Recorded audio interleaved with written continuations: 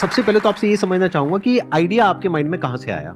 देखिए, सबसे पहले तो मैंने कंपनी शुरुआत करी थी जब मैं जस्ट हाई स्कूल से बाहर निकला था। तो उस समय मैं इंटर्नशिप्स करने लगा था छोटी-छोटी कंपनियों में कि एक वेबसाइट बनवा लीजिए, सोशल मीडिया पेज बनवा लीजिए एंड सो ऑन। तो उससे थोड़ी स्टाइपेंड मिलती थी और मुझे ट्रैवल करने का बड़ा शौक था। तो मैं यहाँ पे आनंद विहार आईएसबीटी से बस लेकर के कहीं पे भी, जहाँ पे भी बस लेकर के जा सके, चाहे उत्तराखंड हो, राजस्थान हो, हिमाचल हो, वहाँ जाने की कोशिश करता था। वहाँ पे रहने की जगह सारी महंगी होती थी। तो मुझे छोटी-छोटी गेस्ट हाउसेस, हॉलिडे होम्स, इस तरह की जगह मिलती थी जिनको जनरली लोगों ने डिस्कवर नहीं किया होता था, पर आपको 300 रुपए, 500 रुपए, 800 रुपए में ठीक साफ-सुथरा जगह मिल जाता था। तो मेरी शुरुआत इस चीज़ से हुई कि मैंने देखा कि ये सारी जगह काफ़ी अवेलेबल हैं, पर अननोन है एक तरीके से। तो उसको जो है मैंने एक वेबसाइट में डिस्ट्रीब्यूट करना शुरू किया कि इन जगहों में अगर आप रहें, उत्तराखंड में, हिमाचल में, राजस्थान में, आपको सस्ते दाम में प्राइस पे जगह मिलेगी। उससे शुरुआत किया मैंने ओरेवल का। 1 साल तक वो बिज़नेस चलाया, वो बिज़नेस चला नहीं। क्योंकि सबसे बड़ी चैलेंज ये थी कि बुकिंग तो आप करवा लीजिए, पर सर्विस क्वालिटी मेंटेन होगा कि नहीं, उसकी ज़िम्मेवारी कोई नहीं ले रहा था। तो उसके बाद मैंने सोचा कि अगर यही सबसे बड़ा प्रॉब्लम है, तो मैं इसी को सॉल्व कर लेता। तो जो पहली गेस्ट हाउस, कई सारे जो हमारे पास छोटे गेस्ट हाउस गुड़गांव में भी हमारे साथ जुड़े थे, उनमें से एक को मैंने कहा कि आप जो है, आपकी प्रॉपर्टी को मैं सर्टिफाई करूँगा, थोड़ी क्वालिटी इंप्रूव करूँगा, जिससे आपकी ऑक्यूपेंसी बढ़े, और मैं जिम्मेवारी लेकर के हर 2-3 दिन आके आपकी प्रॉपर्टी चेक करूंगा, ऑडिट करूंगा।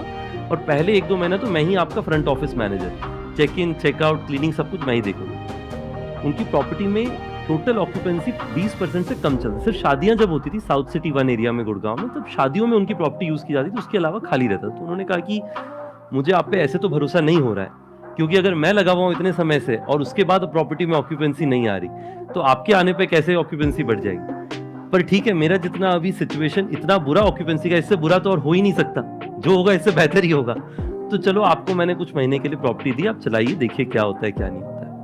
अब उस प्रॉपर्टी में हमने 3 चीजें करी। सबसे पहला चीज हमने ये किया कि मैंने जाकर के ऑनलाइन वेबसाइट्स में देखा कि कौन सी प्रॉपर्टी टॉप रैंक में आती है बजट वाली। मैंने देखा कि उन सब की फोटोज और इंटीरियर्स अच्छे होते हैं।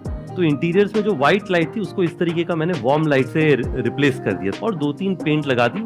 टोटल खर्चा पर कमरे का 4-5 हजार रुपए का आया होगा, जो कि ओनर से ही मैंने रिक्वेस्ट किया कि आप ही की प्रॉपर्टी में निवेश कर रहे हैं, तो आप ही लगा दीजिए, मेरे पास तो कुछ है नहीं। उस होटल के साथ में आपने टाई अप किया, लेकिन आपने कुछ इन्वेस्ट नहीं किया? कुछ इन्वेस्ट नहीं किया, पर मैंने आइडियाज लगाए कि कैसे इसको इंप्रूव किया जा सके। हाँ। डायनेमिक प्राइसिंग लाई। तो होटल का प्राइस पहले हमेशा 2000 रुपए पे फ्लैट रहता था पूरे साल। मैंने कहा कि पहला 3 कमरा 999 में सेल होगा, 999। आप लोगों ने सुना होगा, जब ओयो शुरू हुआ था हमने कहा था स्टार्टिंग एट 999। उसके बाद में पहला 3 रूम 999 पे बिक जाए, उसके बाद हर रूम पे मैं 100 से 150 रुपीज बढ़ा देता था प्राइस, क्योंकि एक बार वॉल्यूम बढ़ जाता। आपने इंटरनेट पे देखा होगा, बाय पॉपुलैरिटी या बाय क्वालिटी आप या फिर बाय प्राइस आप सॉर्ट कर सकते हैं होटल्स को। तो मेरा होता था कि बाय प्राइस पहले सॉर्ट करके 3 बुकिंग आ जाए, जिससे फिर बाय पॉपुलैरिटी में हम टॉप रैंक में आ जाएंगे, तब ज्यादा प्राइस बन जाएगा। प्लस ये भी एक और इसका बेनिफिट है कि अगर 999 में कोई रुका है और उसको वैल्यू मिल गई 2000 की, तो वो रिव्यूज अच्छे मिलेंगे, तो वो रिव्यूज में भी आप टॉप पे आने लग जाओगे, जिससे कि रिव्यूज भी मिले जल्दी से जल्दी, और उससे आपका जो रिव्यूज में आप टॉप रैंक में आने लग जाएंगे। राइट। तो सिर्फ इससे जो है मैंने पहला होटल शुरू किया। पहले महीने के एंड में यादव जी की प्रॉपर्टी 90% प्लस ऑक्यूपेंसी में पहुंच चुकी थी।